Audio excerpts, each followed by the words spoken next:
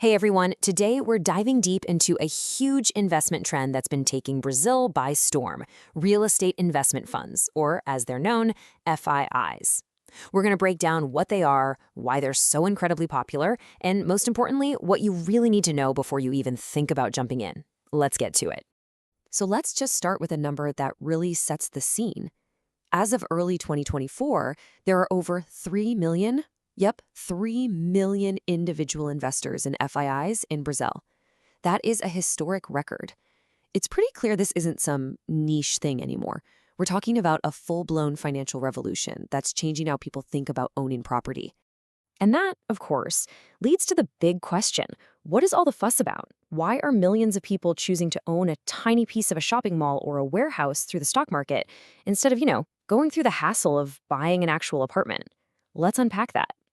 Okay, so to understand the why, we have to start with the what. In this first part, we're going to get right to the heart of what an FII actually is. And I promise, we'll keep it simple. This right here is the perfect way to think about it. An FII is basically a condominium of investors. Imagine a whole bunch of people putting their money together to buy a portfolio of properties. But here's the key thing to remember. You're not buying a brick or a window. You're buying a share, they call it a quota, that represents your little slice of the whole pie. And the best part? It's all managed by pros. And, this didn't just pop up overnight. FIIs have been around since 1993, but the real game changers came a bit later.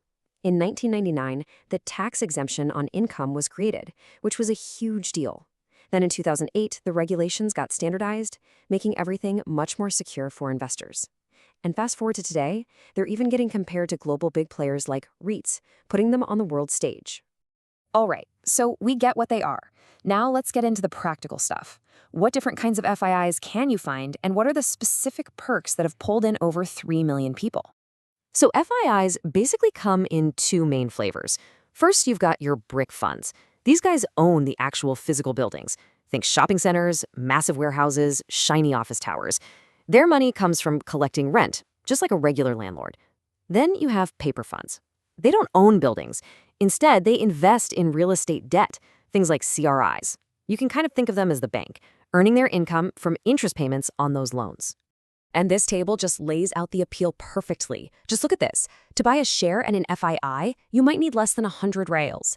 An apartment, we're talking hundreds of thousands. You can sell your FII shares in seconds. Selling a house? Good luck. That could take months or even years. With FIIs, you're automatically diversified across lots of properties. And the income, for individuals, it's tax-free. That's a huge difference from the heavy taxes on regular rental income. But that amazing tax-free perk isn't totally automatic. There are 3 golden rules you have to follow. For you to get those monthly payouts without paying income tax, the fund has to be traded on the stock exchange, it needs to have at least 100 investors, and you personally can't own 10% or more of it. You got to check all 3 boxes. So far, this all sounds pretty fantastic, doesn't it? But, as we all know, investing is never that simple. It's time to peel back the curtain, look past the hype, and talk about the risks and some of the common mistakes people make. This is where it gets really important. Let's start with a really critical question. You're scrolling through funds and you see one paying out a massive dividend yield. Your first thought is, wow, I gotta get in on that, right? Well, maybe hold on a second. This is what we call the dividend yield trap. That gigantic payout might not be coming from steady, reliable rent checks. It could be a one-time thing because the fund sold off a building. It makes the numbers look amazing for a month, but it's not repeatable. It's not sustainable. So you always have to ask, where is this money actually coming from? Now, for those brick funds, this chart shows their biggest weakness: empty space, or vacancy. A fund with only 5% vacancy is in great shape, pulling in consistent rent. But if that number jumps to 20%, well, that means a fifth of its potential income just vanished. And less income for the fund means, you guessed it, less income for you.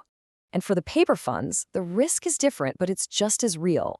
This quote comes from looking at a real-life fund, HCTR 11, that got into hot water. See, it was chasing those super high yields by lending to riskier borrowers. And when those borrowers couldn't pay up, the fund's income took a nosedive. The lesson here is pretty simple. With paper funds, a higher return always means you're taking on more risk. Okay, so we've covered what they are, why they're popular, and what to watch out for. Now, let's shift gears and look forward. What are the big trends that are going to shape this market? And what are the key takeaways for you? When we look ahead, some really powerful trends are lining up to influence this space.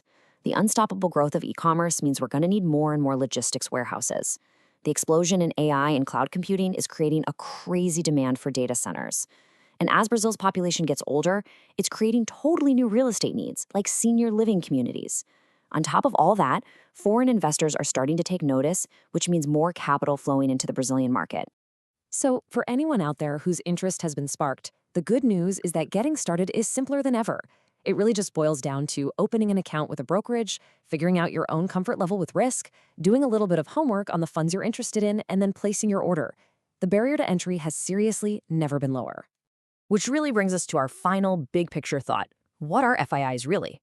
Are they just a new, smarter way to collect rent? Or are they a volatile investment that just happens to be backed by buildings? Well, the truth is, they're both. They can give you that steady income stream like rent, but their prices go up and down on the stock market every single day. Understanding that dual personality is the absolute key to investing in them wisely. If you enjoyed this breakdown and you want to keep exploring how big economic trends, technology, and AI all connect, make sure to follow our channel, Macroeconomic IA. We've got plenty more explainers like this one coming your way. And last but not least, our standard disclaimer.